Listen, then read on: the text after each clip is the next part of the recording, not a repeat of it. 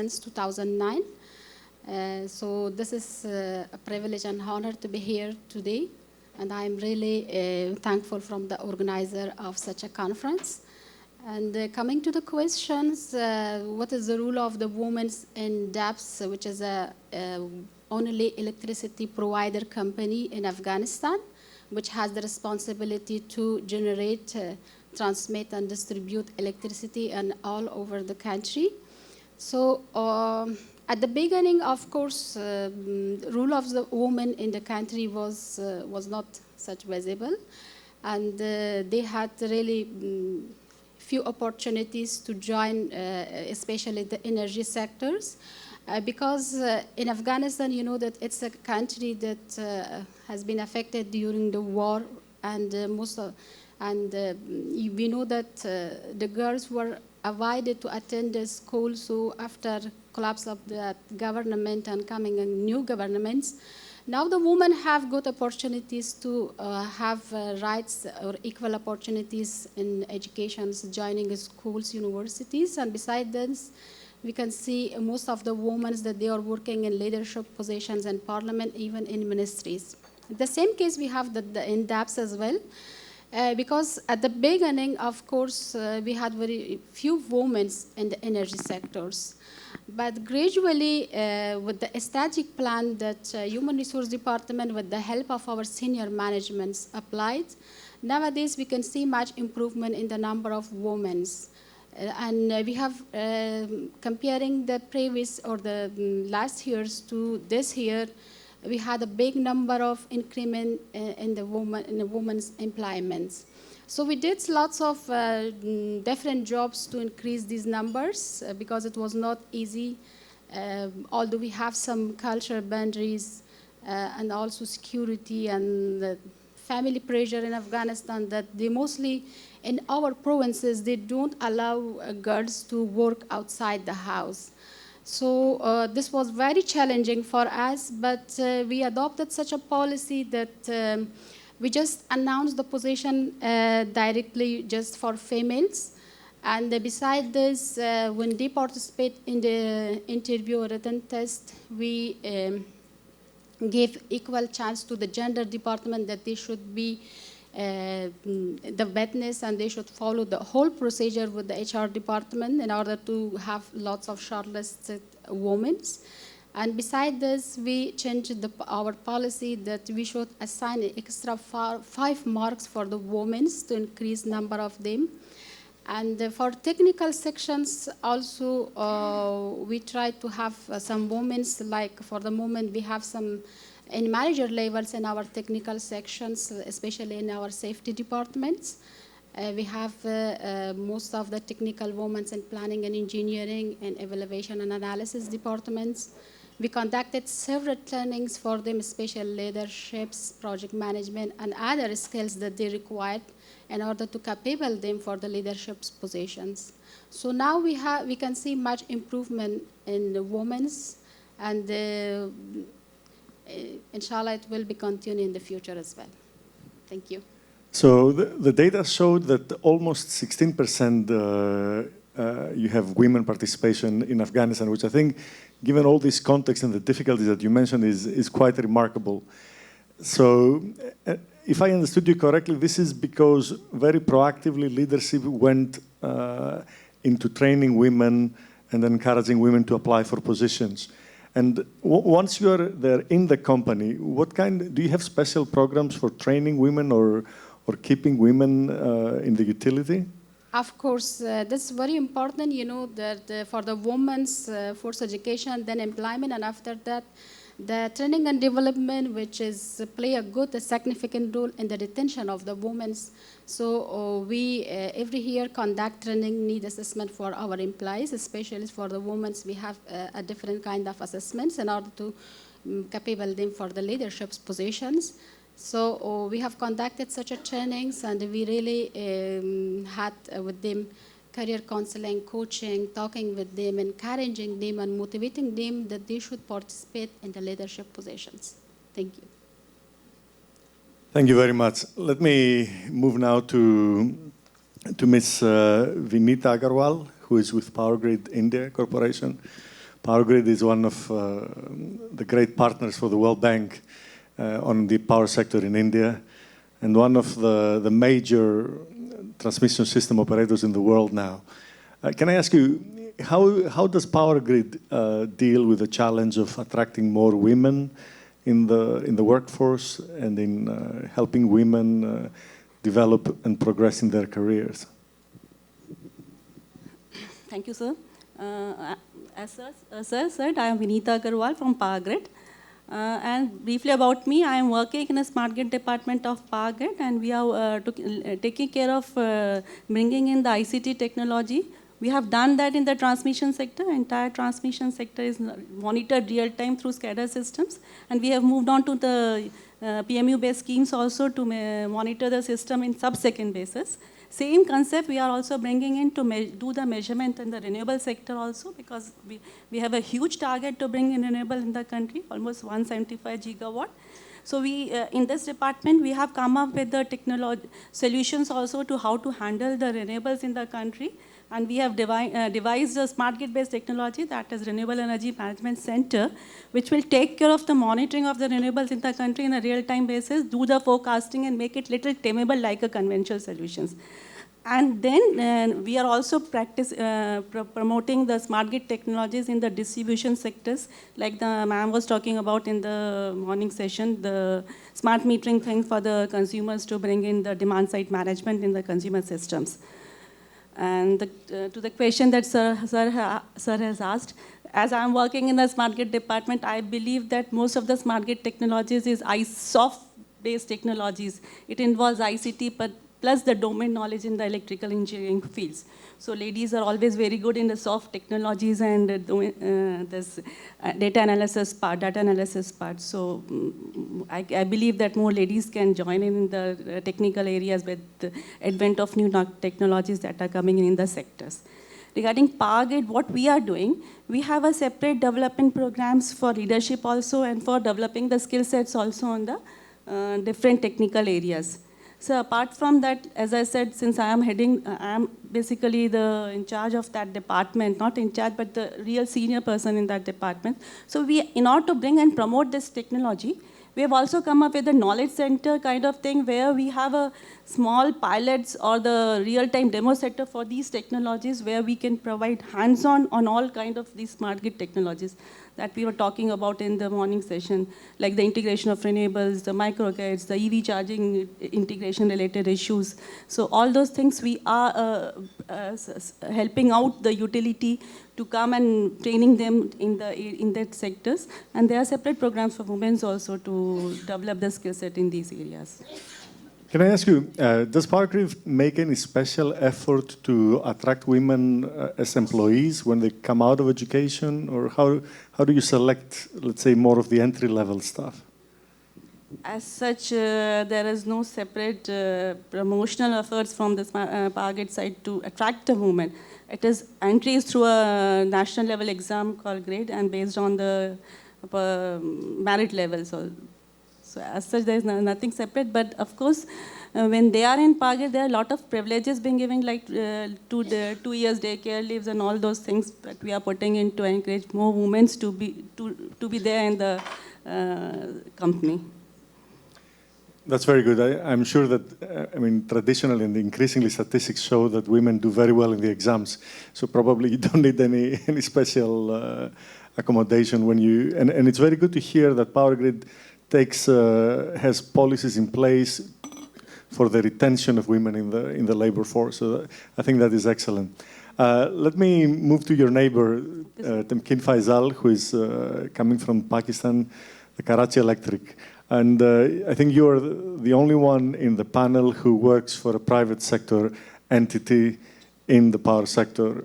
So, and you are responsible for human resources. So can you tell us, what is it that KEL is doing to attract more women? What do you feel has been working? And how do you see the future as the sector is becoming more dynamic? And I know that KEL is looking more and more into solar systems and diversifying the networks as well. How do you see the role of women employees in the power sector and again from the perspective of a power sector company? Thank you. So, introduction has been done and pretty much written here. So let me address this in a manner where I would say, yes, the power sector and the dynamics are changing with the utility 2.0, renewable energy coming in. So if I go 10 months back when we were meeting here for the last time when we were in the V-Power sector, the conference, when we went back and we started to look at things very closely, our general perception is that organization mindset has to change. Organizations have to be more welcoming to the talent, that can be attracting more women in the sector. And we started working in different areas to, fix those things. And interestingly, what we felt was, and what we actually saw was that attraction was one of the major issues. The organization was welcoming. The organizations were working on the infrastructure. The organizations were willing to go all the way out to make sure that we retain the talent. And also, we were very encouraging when it came to, accepting that fact that if women are to be part of the sector, and if they have to come into unique roles, then the organization will have to provide those extra resources to make sure if security is an issue, we take care of it. If pick and drop is an issue, we take care of it. If the infrastructure, the washrooms and prayer rooms are an issue, if maternity leave is an issue, we take care of all those things. All those were there. So the focus comes back on attraction. The attraction was a challenge. I think there are two challenges. One, to find females, having relevant skill, right? It further changes as the dynamics of the power sector are changing. A couple of things what we did was that we said, okay, let's hire trainee engineers. It was a challenge. We were all open. The fact was if you would get thousands of applications, majority were obviously boys coming in, fresh engineers.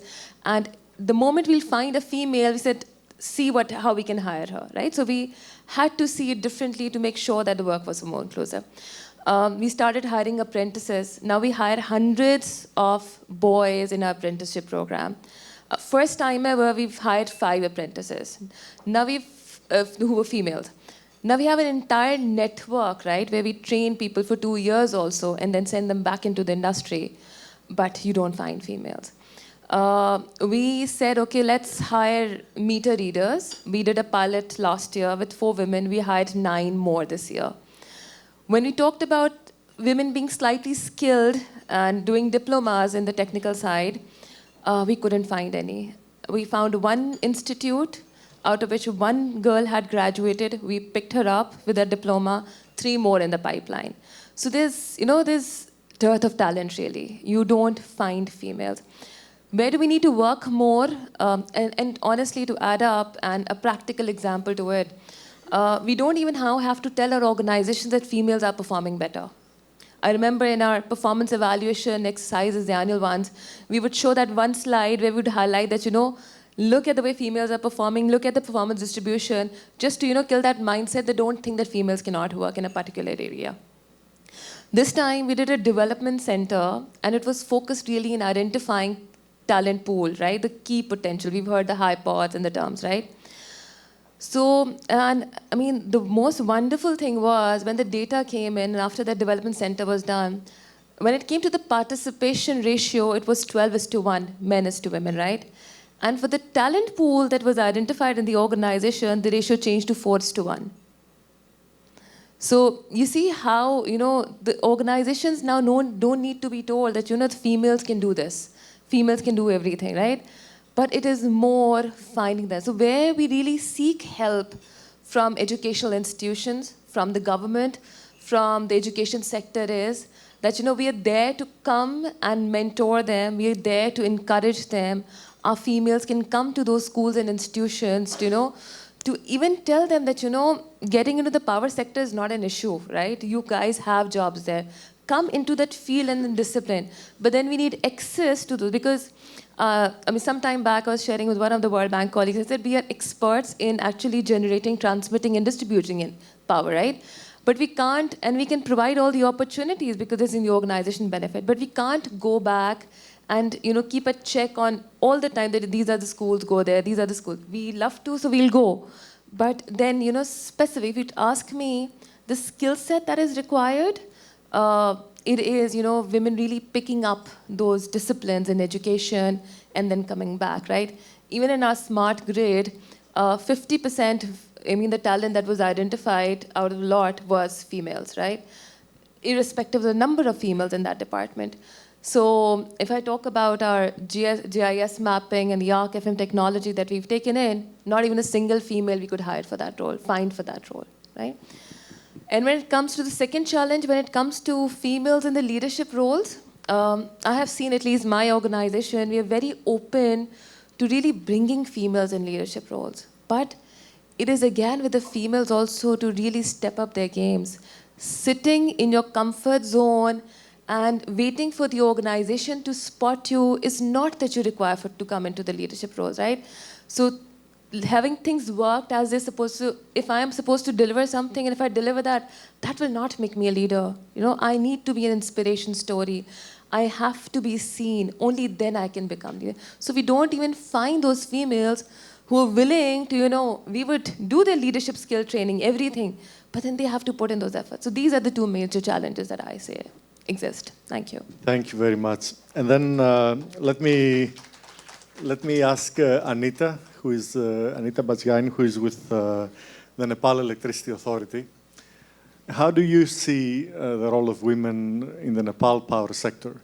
This is a sector that is growing fast. Nepal has a huge challenge to grow installations, to improve the network. How do you see things developing for the utility in Nepal? Thank you very much. I'm pleased to hear. Nepal Electricity Authority is working as a generation, transmission, distribution, and power trading. We have now great connected population. 78% population have access to electricity. Now our organization have nearly 9,000 workers are working in the NEA. From these, we have only 1,200 ladies participants in the NEA. Challenges, there are too much challenges in NEAs. First, recruitment, retention, and then after growth, leadership development.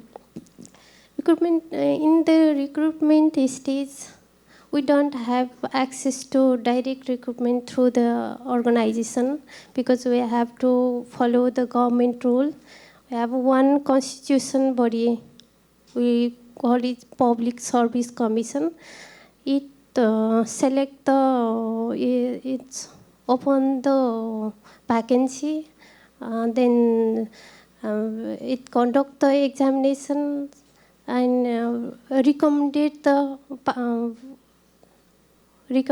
the member who is passed the examination. So an organization level directly cannot hire the ladies, but there is one special rules in the government.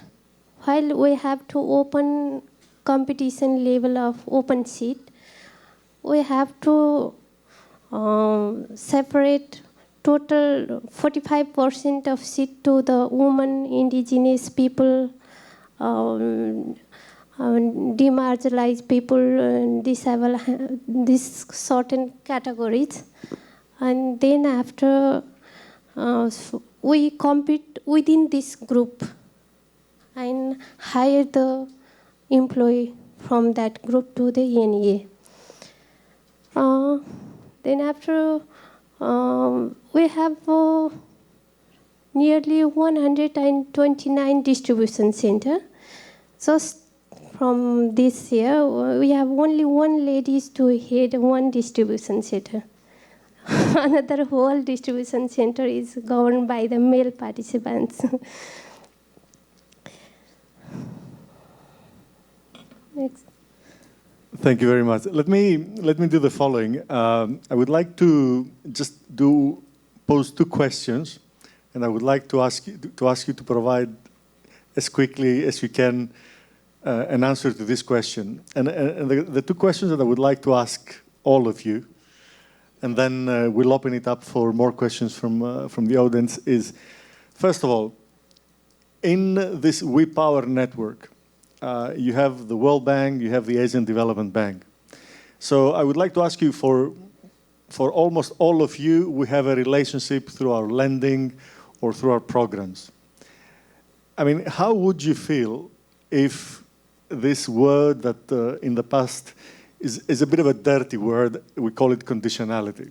So if every time that we do a project together, we were to ask you, both the Asian Development Bank and the World Bank, to say, okay, we're going to do this project, we're going to invest in this hydropower project or do this transmission line, but you know what? In return, we would like your company to have a commitment to meet a target on female labor participation.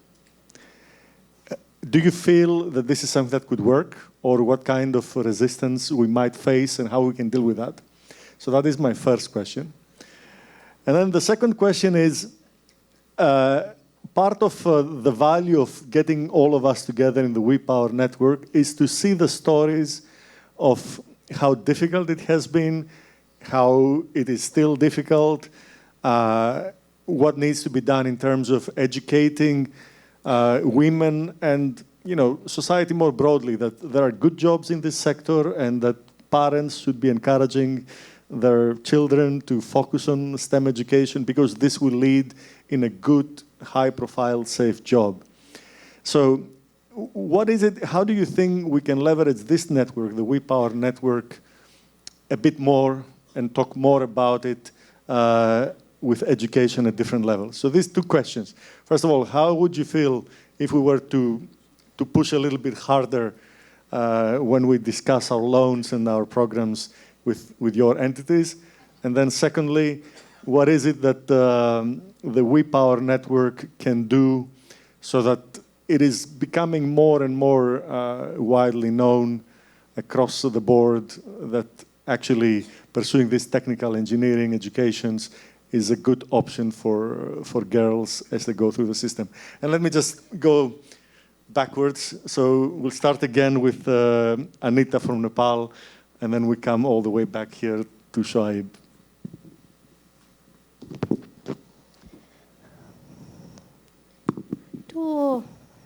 Through the network, We Power network, we can motivate to the community level people to develop their career knowledge. There is a field we can also fight for here. Because I am here, I'm not aim to here in power sector. My father only enrolled me to a higher level education because he wanted a well-educated husband for me, not compete in a job sector. So I think, I also think that we should go to the community, inspired here, and we should go to the organization level, because we have different types of demand and we have special types of necessities to address through the institution level, and go through the country level, because government should give a special discount through the legal policy decisions. Through the community, institution, and government level, these three layers of combinations we can combine through the We Power network. Thank you. And how would you feel if the next time we come to discuss a new loan for NEA, we were to ask for a specific commitment on doing more for women?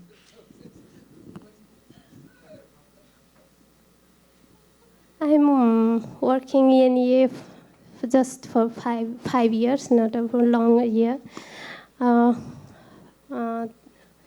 Just from the ENEA, I have a special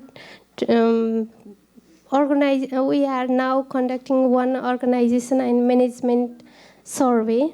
The organization management survey, we found what is the special things to do for women employment within the organizations. We are now planning to develop one curriculum, special curriculum to the women empowerment, and goes to the provincial level office for need assessment, what are their special need and what their especially demands to the management level. We are communicating to the from provincial level to the management level. And from this WePower conference, I want to